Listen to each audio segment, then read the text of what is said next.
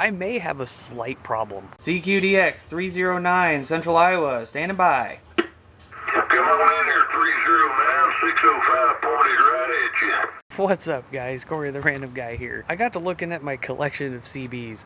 I think I might have a problem. I don't have near as many as Mower Junkie or anything, but you know, I've got quite a few. I really wouldn't actually consider it a problem. It's more of a hobby. The fact that I've gotten into CB is pretty good. Honestly, in my personal opinion, CB is much better than ham or any of the others. I might be getting into GMRS, but there's really not a whole lot of traffic on there. CB is where it's at, in my personal opinion. Now, the reason why, I'll give you the reasons why I choose CB over ham. It's simplicity. The CB radios are super simple. You can pick them up anywhere for dirt cheap, and sometimes people just get rid of CBs and they don't really know what they got, so you pick them up for dirt cheap. And another thing is the wide variety of antennas you can either make or buy for these things. Now, I get it. Okay, you can have different antennas for different bands on ham and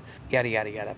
No thank you. And when it comes to the testing, at least with CB, you don't have to have a license for it. You don't have to take a test for it, which I personally think, in my personal opinion, is a waste of time. Now, I know some of you ham radio people out there are going to be like, oh, well, ham's better.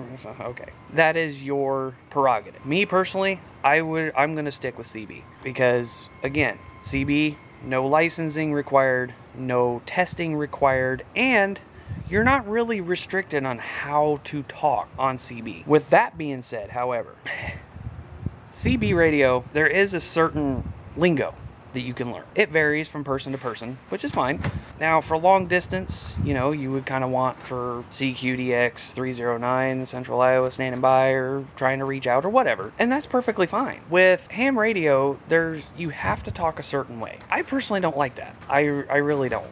And in a world of stuff happening, I'm not going to say the words because, well, YouTube will say bye. In a world of certain things happening where you can only talk a certain way, CB radio is really good. I mean, because you got free reign to basically talk and talk about what you want. A lot of stuff on the internet anymore, you can't, because, you know, some people get offended or whatever the case is, or they just don't agree with you. Like I said, CB radio, you can talk, you know, basically what you want to talk about, if the person is willing to talk to you about it. And if not, then you just move on to a different subject. It's simple as that. A lot of times, the people that I talk to on CB, they just do communications, short little chatter here and there, and that's about it. A lot of times we'll talk about our setups, what we got. That's about it. What kind of antennas we're running, if they're homemade or if they're bought, or, you know, whatever the case is. When it comes to a communication down situation, okay, CB radio, ham radio, GMRS, you know, all these radios are going to be there, because instead of relying on wires for your internet, such as, well, I'll just show you an example. That's my internet provider, or a cell phone that connects to a cell phone tower. These types of communications will always be there. You can't really stop them.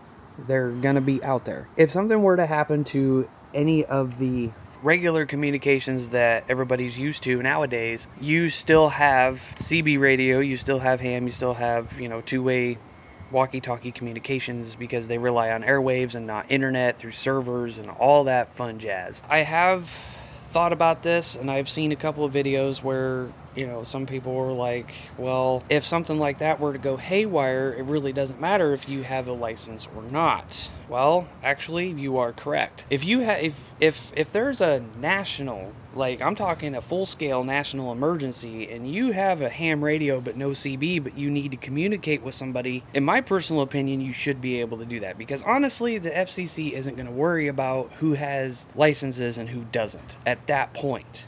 Okay, let's think about this realistically. That they're not going to care. If you want to avoid all the license situation and whatnot, just get yourself a CB. There's tons of people on CB. You can pick up radios for pretty cheap. You can make an antenna almost out of anything. You guys have seen that with my homemade quarter wave PVC antenna. And now I've got that big boy But skip isn't worth a crap right now, so I figured I'm just going to go ahead and make an antenna and try to make it to where I can use skipping with it. Anyway, enough rambling on. Let's go in and I will show you what I got. Forgive the mess. I collected up all of my CBs. Okay, all the ones that I have and the ones that work. Look at this. This little CB here is a Cobra 19 Ultra 3. Okay, I got this a couple years back as a Father's Day present from my wife. I haven't really messed with it too much. I know it works, I just haven't messed with it too much. And then this I've had for, oh Lord, I've had it forever. It's a Cobra 18 front firing speaker. It's really good. It picks up weather stations pretty good. And here's the new edition. It is the Bearcat 980 SSB. This one is peaked and tuned. So, I mean, as you guys can imagine, the noise floor on this one's pretty loud because the receive end has been turned up. This one here is the JC Penney. Give you a little bit of a idea what's going on with this one. I don't know if it's just a loose connection or what's going on with this one. However, I went to go turn this on one day in the Explorer and nothing. It sounded like it was receiving, but it was very quiet. I mean, I could turn this thing on and turn it all the way up.